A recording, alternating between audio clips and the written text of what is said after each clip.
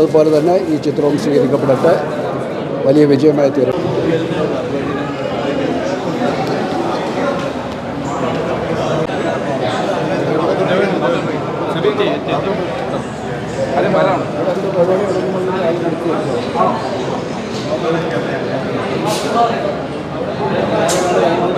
അല്ല ഇവിടെ എന്തെങ്കിലും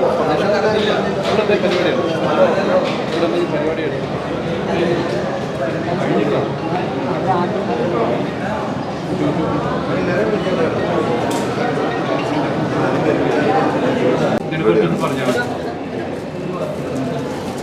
മുപ്പത്തിയൊന്ന് വർഷങ്ങൾക്ക് മുൻപാണ് മണിച്ചിത്രത്താഴ് പ്രേക്ഷകരുടെ മുന്നിലേക്ക് എത്തിയത്.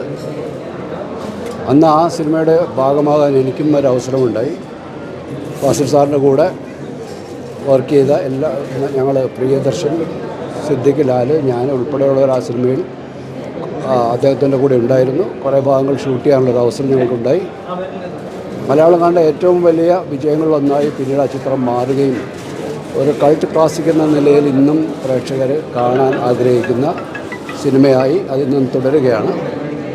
അതിൻ്റെ ഒരു റീമാസ്റ്റേർഡ് വേർഷൻ നമ്മുടെ മുമ്പിലേക്ക് എത്തുമ്പോൾ അത് വലിയ പ്രതീക്ഷയോടെയാണ് പ്രേക്ഷകർ കാണുന്നത്.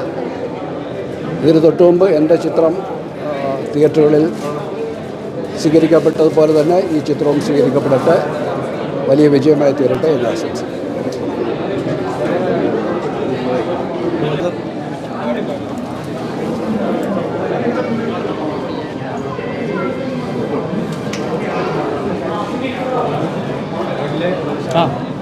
സിനിമയാണ് മണിച്ചിത്രത്താഴ്.